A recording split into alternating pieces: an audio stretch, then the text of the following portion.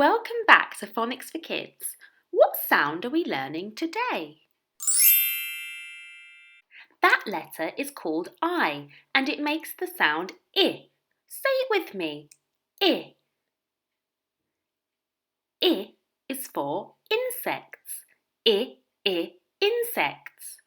Can you hear I in these words? I, itchy. I, ink.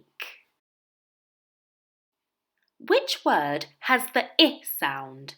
Is it snow, tree, or igloo? That's right, it's igloo. Igloo. It. What word is the Blendasaurus trying to say? It. Let's help him. Blend the sounds together to make a word. It.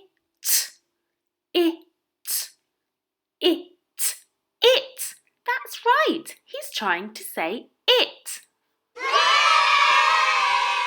You were incredible.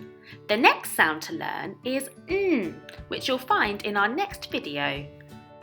Subscribe to our channel, Phonics for Kids, to see more videos that will help you practice phonics and learn to read. See you next time.